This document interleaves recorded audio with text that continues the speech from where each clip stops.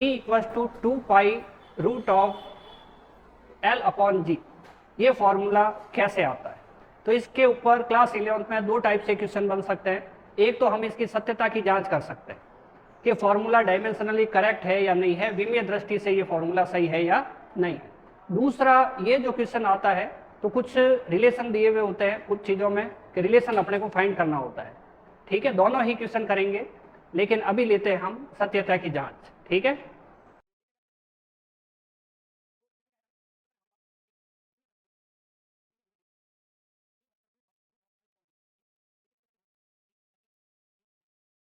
मतलब formula dimensionally correct है या नहीं है ये देखना है। क्वेश्चन जब दिया होता है तो इसमें ये पता होता है कि टी क्या है, एल क्या है, डी क्या है। ठीक है, तो हम लिख देते हैं यहाँ पर टी जो है वो आवर्तकाल है, आवर्तकाल है। एल जो है वो सरल लोलक की लंबाई है, और जी जो मालूम है गुरुत्व त्वरण है, गुरुत्व त्वरण। वैल्यू होती है इसकी 9.8 मीटर पर सेकंड स्क्वायर, या सीजीएस में लेवे तो होती है हमारे पास 980 सेंटीमीटर पर सेकंड स्क्वायर। तो देखते हैं इसे स्टार्ट क्या करें। विमीय समांगता का एक सिद्धांत होता है। क्या होता है? विमीय समांगता। पहले तो ये देखते हैं ये क्या चीज है। विमीय समांगता का मतलब होता है जो फॉर्मूला दिया हुआ है उसमें लेफ्ट हैंड साइड की जो भी भौतिक राशियां उसकी विमा, और राइट हैंड साइड में जो भी भौतिक राशियां उसकी विमा बराबर होती है। ठीक है, सिद्धांत से फॉर्मूला लिखते हैं T बराबर 2π√L/G। इनकी विमाएं हमें पता होनी चाहिए। तो देखें इधर T क्या है, यहाँ पे आवर्तकाल है। आवर्तकाल क्या होता है? आवर्तकाल क्या होता है? आवर्तकाल किसी भी एक कार्य को करने में लगा समय, जैसे मान लो दोलन है तो एक दोलन में लगा समय, कंपन है तो एक कंपन में लगा समय जो होता है उसको हम क्या कहते हैं? आवर्तकाल कहते हैं। ठीक है, आवर्तकाल एक प्रकार का समय है, इसलिए विमा हो जाएगी m0, L0 और T1। सेकंड हमारे पास क्या है? L है। 2π जो है, 2π जो है वो विमाहीन राशि है, इसकी कोई विमा नहीं होती। ये एक विमाहीन राशि है, इसकी कोई भी विमा नहीं होती। तीसरा हमारे पास है L। L जो है वो लंबाई है, और लंबाई के लिए हम L1 लिख सकते हैं। ठीक है, और चौथा है गुरुत्व त्वरण। तीसरा है गुरुत्व त्वरण। गुरुत्व त्वरण क्या होता है? विस्थापन, ये वेग बटा समय, और वेग होता है विस्थापन बटा समय।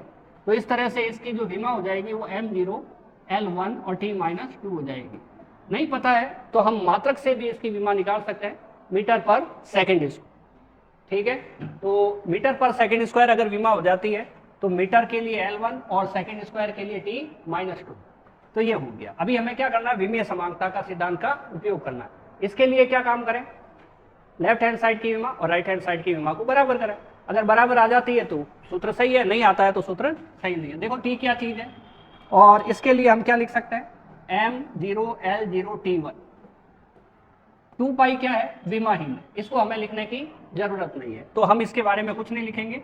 रूट की जगह रूट लगाएंगे, L की जगह क्या करेंगे? L1 लिख देंगे।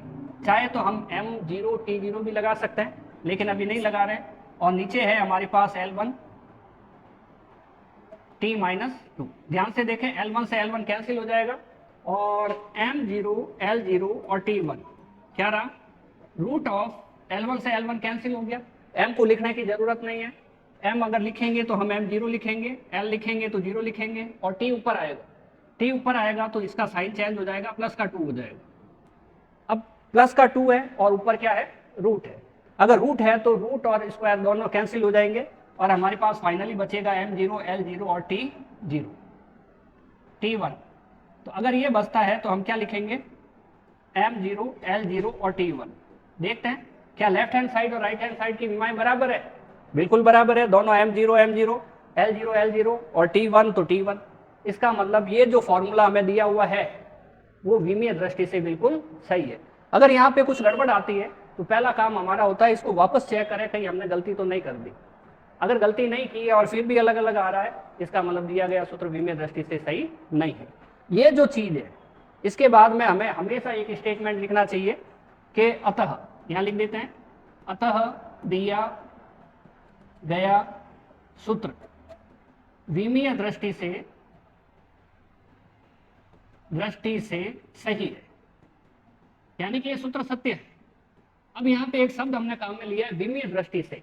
ठीक है, डायमेंशनली ये फॉर्मूला करेक्ट है, तो विमीय दृष्टि से हमने क्यों शब्द काम में लिया है? क्योंकि यहाँ पे हम देख रहे हैं जो 2 पाई है वो एक विमाहीन राशि है, डायमेंशन लेस है।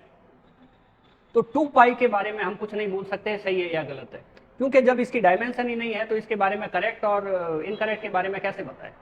अगर यहाँ पे 2 पाई की जगह 4 पाई स्क्वायर होता तो भी ये फॉर्मूला विमीय दृष्टि से सही आता, क्योंकि 4 पाई स्क्वायर की कोई विमा नहीं होती है। तो इस टाइप से हम 2 पाई के बारे में कुछ नहीं कह पाएंगे। बाकी ये फॉर्मूला जो भौतिक राशि इधर है और इधर है उसके हिसाब से फॉर्मूला सही है। उम्मीद है ये आपको समझ में आया होगा, ये वीडियो आपके लिए इंपॉर्टेंट रहा होगा, यूजफुल रहा होगा। मिलता है नेक्स्ट वीडियो में।